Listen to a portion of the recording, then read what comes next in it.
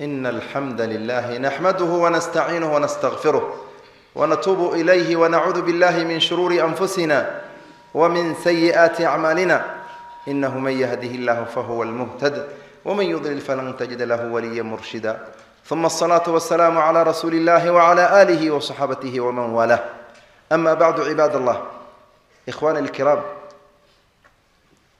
إلهي سبحانه وتعالى نعمودينك ونوغلي لما كوبي كرو وإن تعدوا نعمة الله لا تحصوها ما كوبي كرتان أي ربي الله سبحانه وتعالى نعمودينك أسقار وعام ومدتن أي مريسا وعامي ميسا قارنا وقوني وهذه كو قوني وعد كل وذاك أين جرين نمول بأنا نقمت أهنا النعمة قونيها ومدك لا يهيسن أيها هيستا إلهي فضلك سبحانه وتعالى خبيئة أن نقولوا أجين يارينكو قرصون والنعمة عد كل وقت أين جرين أيات قفل بو هيستا وربي سبحانه وتعالى أما إساق حد دريمو إن يقوني وتأموسن دريمين نعمودينك عامك أو حكمده روبك إنه ربي سبحانه وتعالى كاني نسيي ربي وحان كبرينا سبحانه وتعالى إنه ميت عامة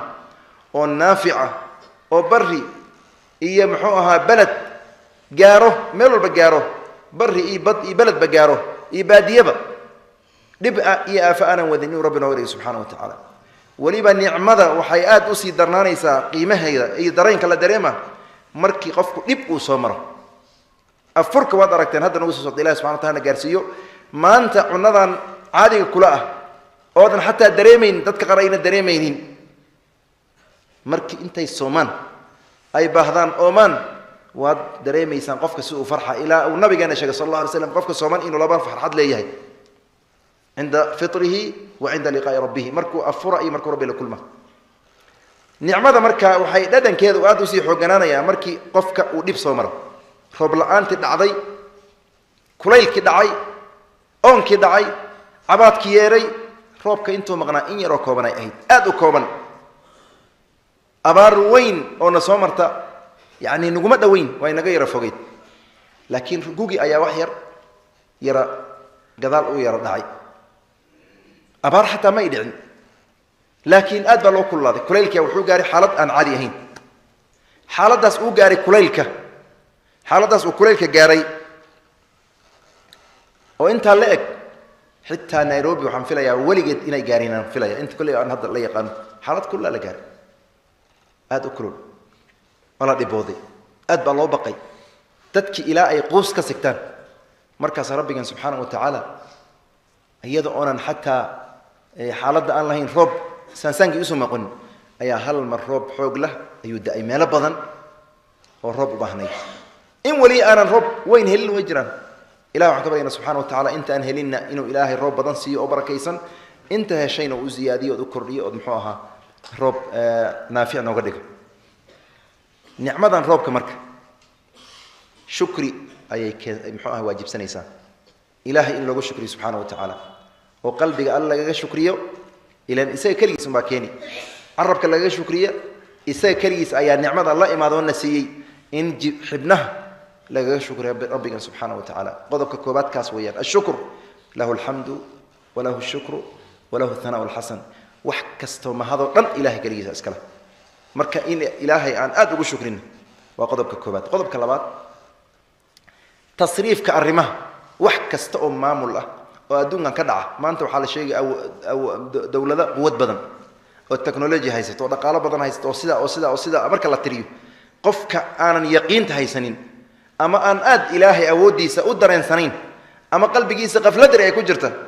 وحول استحالك يا أبا وري أدونك يا ماموله هل دبع بيه كما كيني كران قل يا أيها دبع بيه ور كما كيني كران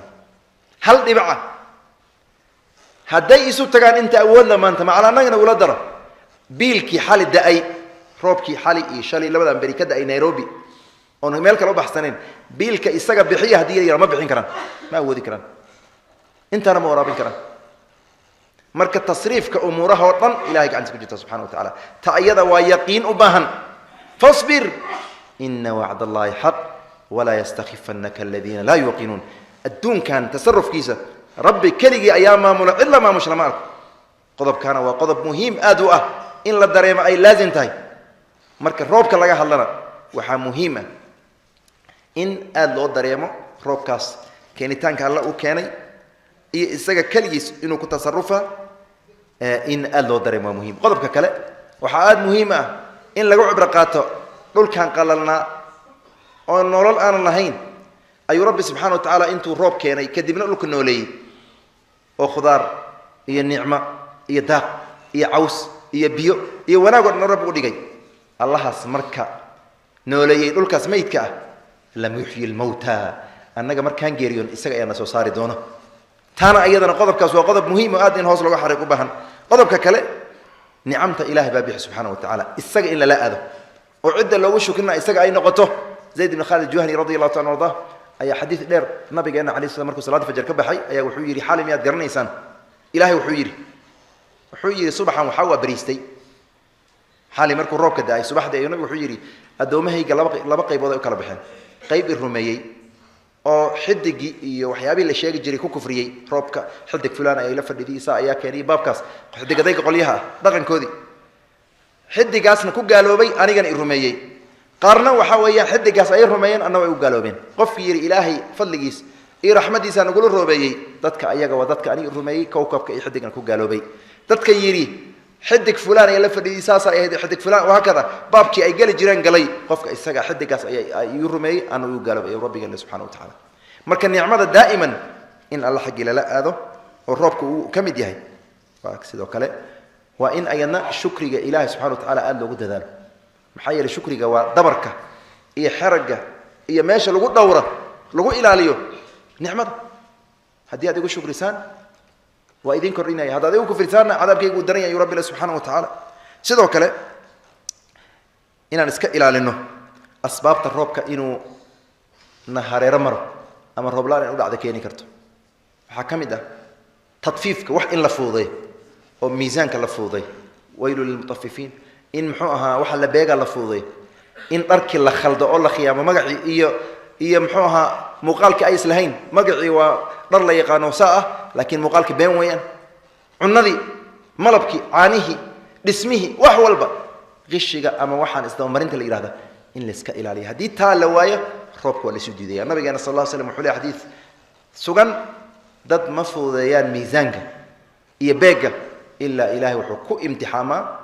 abaara ayuu isu daba dhigay ayuu nabiga sallallahu alayhi wa alihi wasallam taana inaan iska ilaalino oo aad iyo aad iskaga jirno waa qodob aan laga maarmaynin roobka markuu imaado marka aadab ayuu leeyahay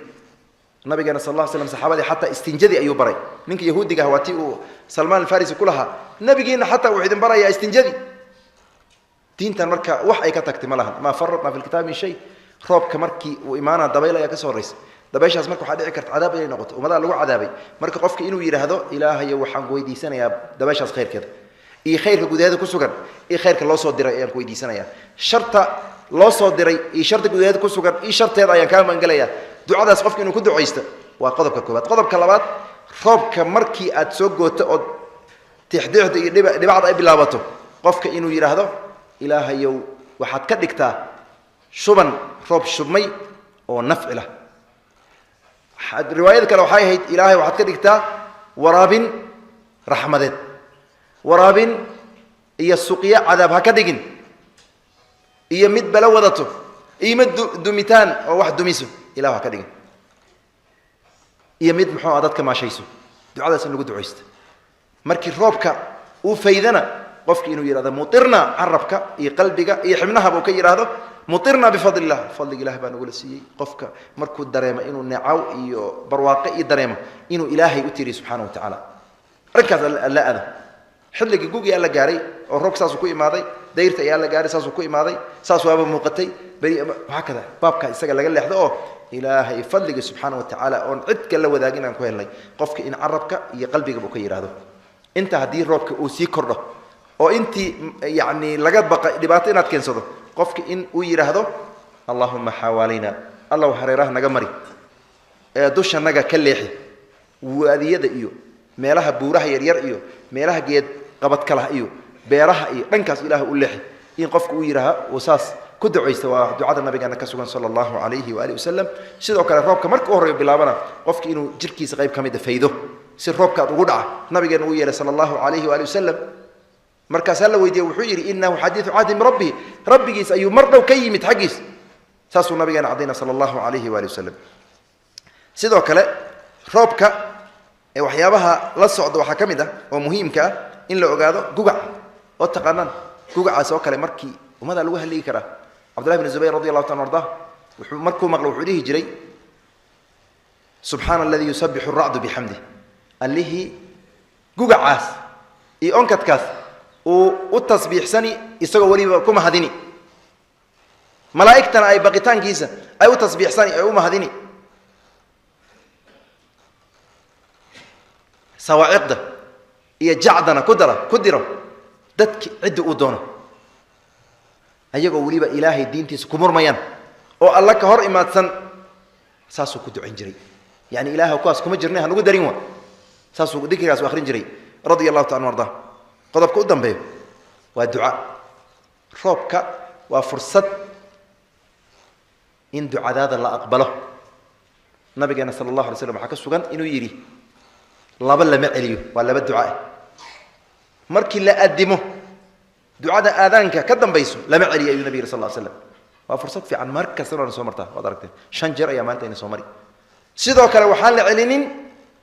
tahta al-matar markii roobka aad hoos joogto oo roobka socda xilliga isaga ana sidoo nabigeena cadeey sallallahu alayhi wasallam ducada lama radiyo ducadaasna aad baan ugu baahanaa adduunkiya wax badan naga qasan yihiin aakhiraday ayaanan garanti iyo hubaan la haysanin meel la gali doono ilaahay noo wanaajiyo aakhiriya dambe marka in aan ducadaas ku dadaalno oo fursad ka dhigano ayadna waxyaabaha nabigeena sallallahu alayhi wasallam ka sugan ay kamid tahay ilaahay waxaan ka baryaynaa subhanahu wa ta'ala bi asmaa'il husna wa sifatil ula inuu naga dhigo kuwa ilaahay ku shukriya qalbiga iyo xibnaha iyo arabka kaga shukriya inuu ilaahay kuwa naga dhigo inaad ilaahay subhanahu wa ta'ala noo ziyaadiyo khayr ku nasiyay roobkan aan helnay roob camima oo umada camimo oo khayr badan keeno ilaahay inuu noo yeelo subhanahu wa ta'ala shaakiriintana rabbiga nagu daro rabbiga subhanahu wa ta'ala ka bariyina allah ibadallah sallu وسلموا على من أمركم الله بالصلاة والسلام عليه فقال في كتابه إن الله وملائكته يصلون على النبي